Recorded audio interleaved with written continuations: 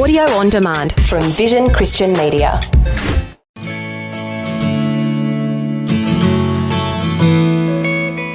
had a season where the kids would actually dob on us to the other parent, you know. Right. So I would do something to my stepson and he'd go to his mum and say, oh, guess what Tony just did, or vice versa. And it's just like... driving a wedge. Yeah. When a single again re-enters into a relationship and decides to remarry, there are often challenges for uniting the families together. It's called a blended family. Our guests today are Karina and Tony Hudson from Blended Not Shaken, a ministry that helps support Christian single parents and blended families and offers resources to those that work with them. On today's program, we'll be discussing some keys in navigating the blended family journey. That's Karina and Tony Hudson with my wife Kate and myself, Brett Ryan, with Focus on the Family, Australia. Well, welcome to you again, Karina, and welcome to you, Tony. Thanks, Brett. Well, tell us a bit of your story. We've heard Karina from our first interview, but would like to know a little bit about your journey. Yeah, thanks, Brett. So myself, I grew up in a broken home. My parents separated when I was 3, so I was back and forth between my mum and my dad, so I definitely know that story from a child's perspective. And what my wife shared in the earlier segment is so true. I remember growing up feeling like I was stuck in the middle. Really felt like I was between my mum and my dad, and being the oldest child, that sense of responsibility for my mum and trying to keep the peace with my dad and all of those things, and deep down still wanting my mum and dad to get together. Yeah. You know, I even remember into my teenage years still desiring that, even though they'd both remarried and moved on themselves. I hadn't completely moved on as a child. And then I remember making that decision. I didn't want my children to grow up in that situation. And even though I wasn't a Christian, I still had those morals and values that I know what it's like to grow up without your parents together. And it didn't take long, unfortunately. At 20, I actually got a girl pregnant and had my eldest son just after my 21st birthday. And that's actually what got me to that point of crisis of faith, and actually what brought me to Christ. So I'm really thankful that I had my eldest son. But it became pretty clear pretty quickly that I wasn't in love with his mother, and we didn't have anything in common. And it was actually separating from her that really brought me to that point of, what kind of father do I want to be? You know, it's such an important question to ask. And the thought just came into my head, Father God. You know, I didn't have good male role models growing up. As much as I loved my father and my stepfather, they had their own issues. So I was looking for good male role models, good fathers. And so I went to church and found myself some good male role models, which was fantastic and developed me as a father. And didn't take long, and I got my son full-time at the age of 3. So I was a single dad with a 3-year-old. Wow, and that's welcome massive. To the area. and at uni at the time studying to be a teacher.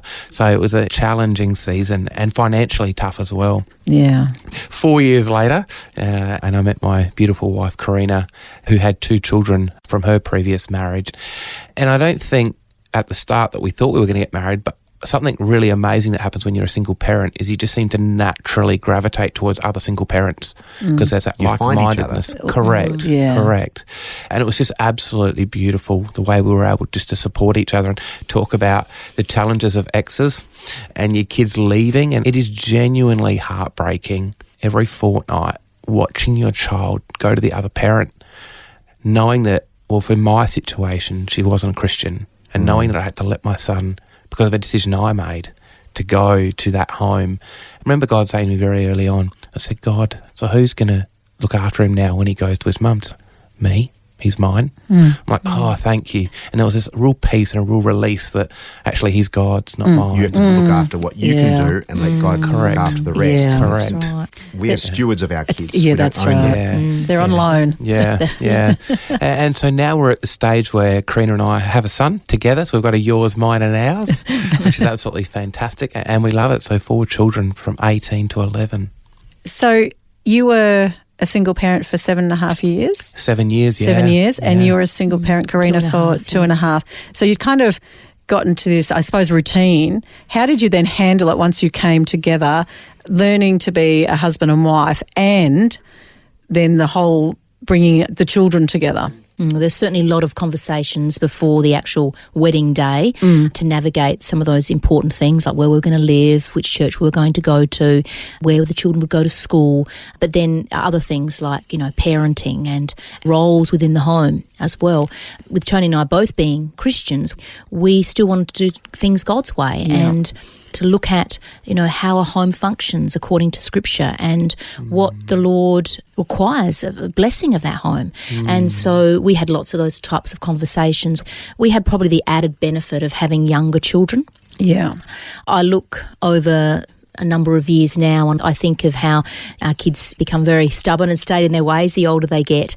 We had that added benefit of having children that were 7, 4, 3 at the time. And then a year later, Nathaniel came on the scene. That's right. So that helped with establishing a new family structure. Look, it wasn't without its challenges, certainly. But marriage, you're going to have, absolutely. it doesn't matter even if you've been married before or had a relationship before, you're two individuals coming together and have different opinions, different values, different beliefs, different traditions, and then you're coming together. And I'd add an extra one there. The challenge of being a single parent is I'm not only am I thinking about a wife for me, I'm thinking about a mother for my son. Yeah. And that's really important. And Karina and I talked about that before. So we met a couple of times before the kids even met each other. We took it seriously. I didn't want my son to see me with lots of different ladies and dating. I really wanted to do it God's way and honour him. And so it was very much, God, is this the one? Before my son meets we her. introduced, How was that introduction? Your son was how old? 7. 7. It's interesting because my take on it, I'm not sure about you, honey, but I actually thought they got along really well. Kids, and I think about my own experience as well, they're so adaptable. They just seem to adapt to their environment. Not that they have a choice most of the time, but they're just amazing. They just got together like a group of kids that had met on the playground and just wanted to play on the playground together because that's what kids want to do. Yeah. But once they realised that this was a different scenario altogether, did that change? I think the blessing for me, and I'm not sure about Karina because she had 2 children, but just having the one son, he was thrilled at the idea of having a brother or a sister or a brother and a sister because he was an only child. It was just him and Dad and he kind of just had to do what Dad did and he always wanted brothers and sisters, so he was wrapped until, of course, he had to share a room with his brother, which he'd never had to do before, share a room because he had a room to himself. The reality of that. Yes, with their different personalities. But I think it's important too. I remember in the early days we had mutual friends, so there'd be big gatherings. So it'd be Tony and I with the kids, but then other friends as well that the kids knew, that both of our kids knew. And so it wasn't like all of a sudden, well, who's this person with his son rocking up? Because it's just been, my 2 children and myself for a few years too, so they'd gotten used to that. So we tried to really introduce that unit quite carefully and do lots of fun things together and just gauge how we interacted with one another. And I know for me that if the kids just completely repelled from Tony and just couldn't stand the sight of him and all the rest of it, I would have clearly have said, no, Tony, sorry, this is not for us. But the opposite happened. And we were looking for all of that and very prayerful going into it and watching our children's reactions and how they react to the other parent and the other children in the scenario. What I'd love to add to this isn't just introducing the children to each other. It was actually introducing Karina to my parents and meeting her parents, and the fact that we wanted to marry each other and that Karina had been married before, and all the questions that my family had around that and how nervous they were, particularly my mum and my sister. And I also know the questions that Karina's parents had, her wanting to get remarried to this guy that had a son. There's just so many questions because your parents are so heavily invested in you, and my parents supported me and Karina's parents supported her, and so they had so many questions because they've watched us go through the heartbreak of a separation, the heartbreak of bringing up a child on your own. It's a mama and papa bear just want to protect their child from making another error, Right. Correct. To break their heart again. I just knew that God said she was the one. How did they handle it? Once they met, how did that meeting go? Oh, look, both sets of parents were very gracious. And look, they love us to bits. And they told us their concerns quite clearly, and that's what we expected. And we just had to take that on the chin. But at the end of the day, we had made a decision that we were going to get married. We had quite a short engagement and then got married. And they were there with bells on, the wedding. They accepted Tyson, accepted Tony, and same with Tony's family, with my kids and myself. And we found that time has been the greatest healer for us and for our families. So you can't force it. You just got to allow it to unfold and keep the lines of communication open. Yeah. In a way, we had to prove to them that we'd made the right decision. And that took time. Not that they said, oh, you better prove to us now, but that did take time. And we just had to be very gracious and walk through it with them, because we'd already come to that decision. They hadn't come to that point yet. And I think for your listeners to know that if they're in that situation themselves, that they do need to be very patient with their loved ones that are taking a lot longer to come on board. And for some of them, they'd still be in that grieving process and hoping and wishing that their marriage hadn't, dissolved and there's now a new person to get to know and to love and to trust.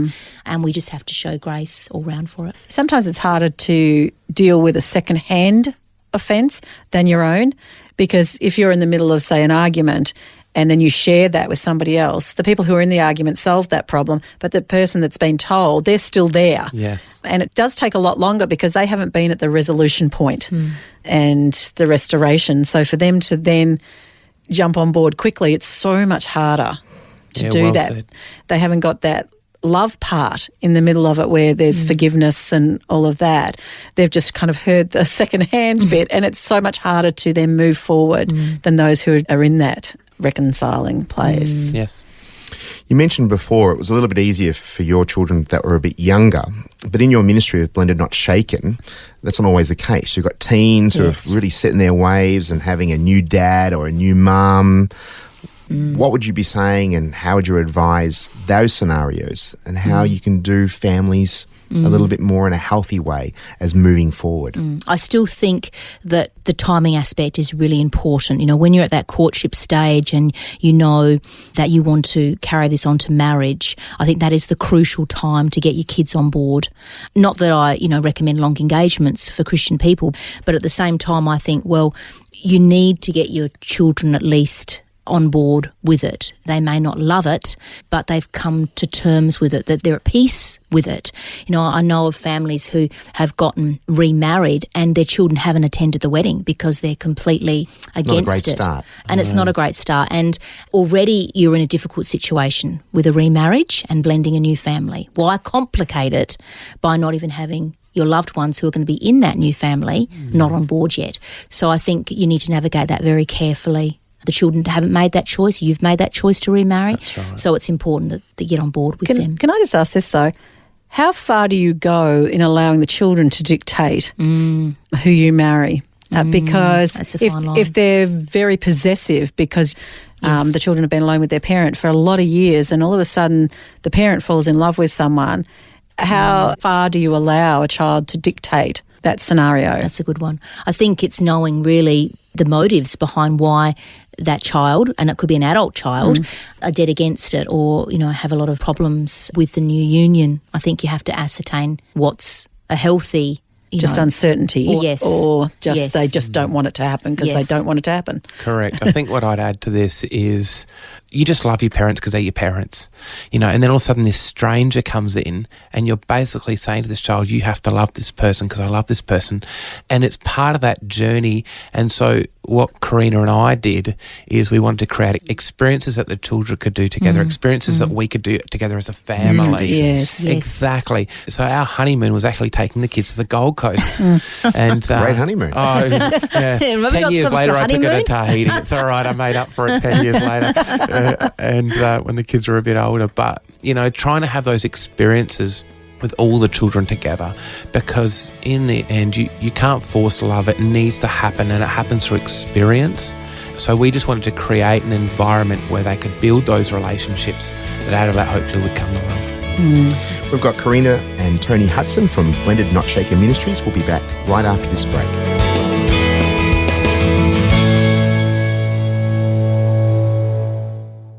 The Word for Today is Australia's most widely read daily devotional, designed to give you practical teaching to keep you focused on your relationship with Jesus. Read it online or subscribe to the free printed edition at thewordfortoday.com.au.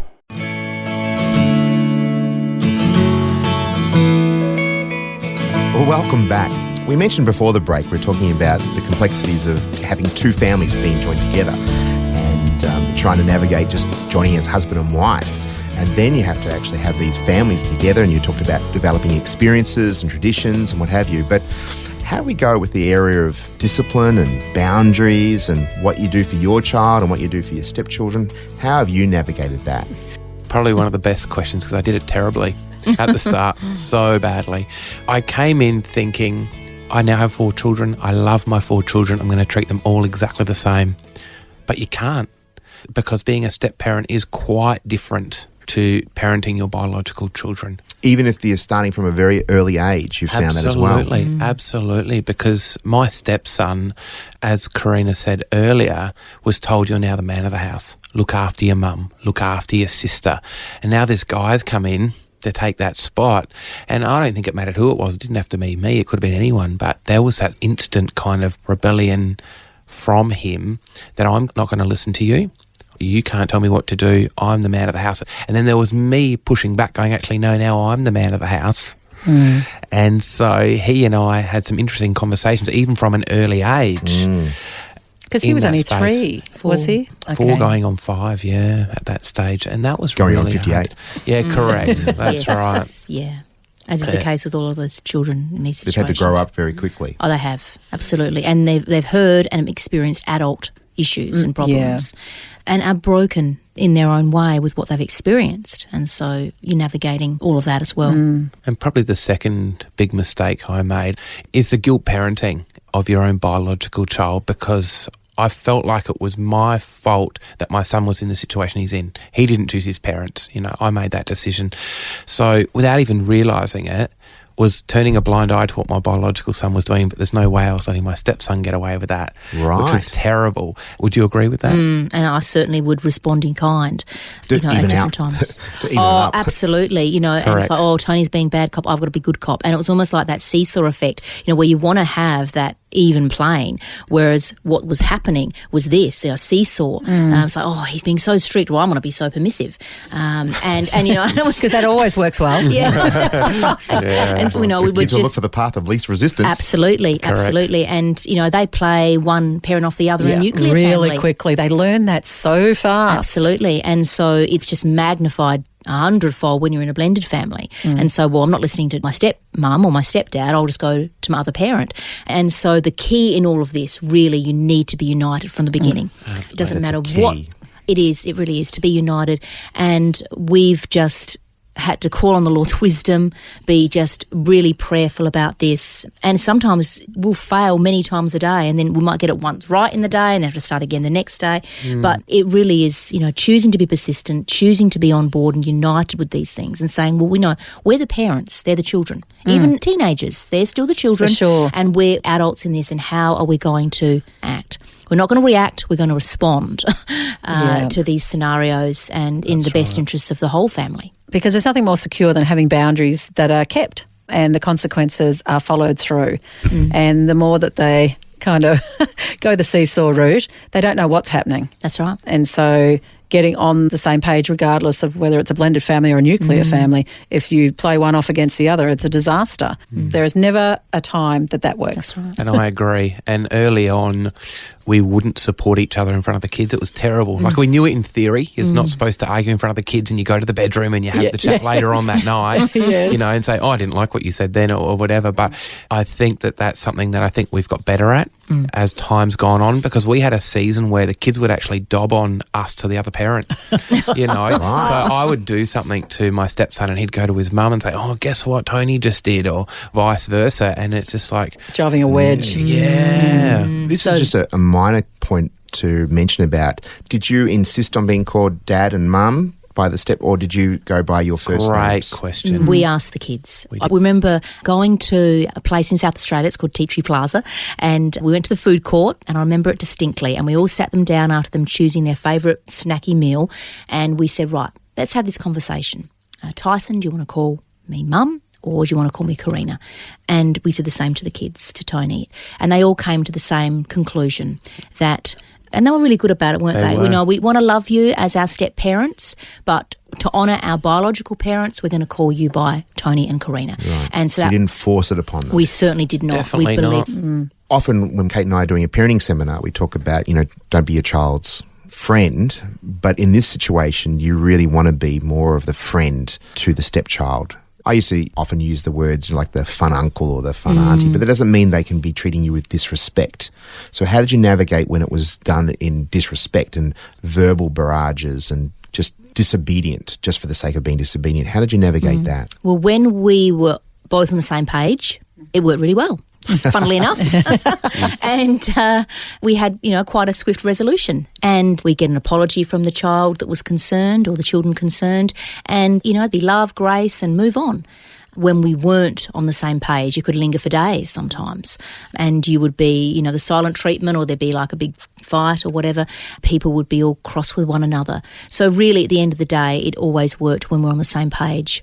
And even if I wasn't on the same page as Tony and didn't believe what he was doing was correct, but I did support him in front of the kids, it was a far better outcome. Yeah, it's good. It's excellent advice. But that has taken time. Like we said, we'll be married 13 years this December, and we've had many years and we haven't done it well, and we'd like to hope that as the years have gone on, we've gotten better at it. You mentioned before the difficulties of just coming together with different families and, different values even as husband and wife. How have you navigated when your former partner has a different set of values and beliefs? There's lots of good tips on that. When a child goes and comes back, they need that transition time just to readjust. Their room, their possessions are off bounds when they're not here. You make that transition backwards and forwards as calm for them as possible, and also a season of grace with that, because there's two different sets of rules with two different homes as well. And, their biological parent versus their step-parent, very different personalities often. And so children are finding that they've got to readjust themselves according to the dynamics of the home they're in. So again, you've got to be navigating that. But what I've found is, if a child goes from a Christian home to a non-Christian home, or a Christian home to a home that's, has different belief structures or different values, is that children will naturally navigate one from the other as time goes on. But you just have to be firm in what you believe and uncompromising in your own belief structure. Because at the end of the day, your child, no matter what home they go to backwards and forwards, they are going to form their own belief structure. They're going to have their own set of values. They're going to make their own choices. So I suppose it's keeping as consistent as you can in your own home. You cannot help what's going to happen in the other home, but you can be as consistent as you can in your home. So how do you handle it if your child goes to, say, the father or the mother's house and they watch something that is inappropriate, and then they come home and go, oh, I'm having nightmares, or, I saw this and it's really upsetting me? How do you handle that? Well, first of all, there's two things there. Sometimes your child will go away and watch a movie that you don't agree with in your home, and they'll say, oh, guess what, I just watched an M-rated or R movie. Yeah. And I say, oh, well, that's mum's standards or dad's standards. That's not our standards. So you're not going to be watching it here. The second thing you were saying is if there was an adverse effect to watching that movie, as we know as parents will happen if they're watching something that's above their, what they're capable of and their maturity rating. So then I just pray for the kids and say, well, maybe next time when that's offered to you, you say, actually, no, Mum, no, Dad, I had a nightmare last time and I didn't really like the effect of watching that movie because that was in my head for a number of days and whatever. And so it gives them a narrative. You give them a script on how to handle it. That's so right, rather than you coming down hard on your former partner, it's actually allowing them to have a voice. And to make that decision. Mum's watching this movie and you can say, well, go to another room. Give them tools. I might add to that, because I think, Brett, that's a great point, is it's so crucial, and we've learnt this from experience and from others, never ever put the other parent down in front of a child. Yes. Ever. So if they come home and they say something about the other parent, you go, well, that's okay at Dad's house or that's okay at Mum's house if they're allowing you. But our house, this is what we believe. This is what our values are in our home, and keep bringing it back to us. At our house, we watch G-rated movies. In our house, we honour the Lord by doing whatever that is in your home. We value respect, we value love. We want you to only watch things that are age appropriate in our house, and hopefully by saying that, we're not devaluing the other parent. We're just saying that this is what happens in our home. Yeah, that's right. Tony and Karina, thank you so much for sharing your story and for helping others. If you'd like to find out more about their ministry, you go to blendednotshaken.com.au. That's blendednotshaken.com.au. Thanks for joining us today. Thank you so Thanks, much. Brett. Thanks, Kate. Thank you. We've explored a number of issues that can help blended families. We do hope it has been a blessing. If Focus can be of any assistance to you, please do not hesitate contacting us on 1300 300 361. On behalf of the team here at Focus, we look forward to you tuning in again for another edition of Focus on the Family, Australia.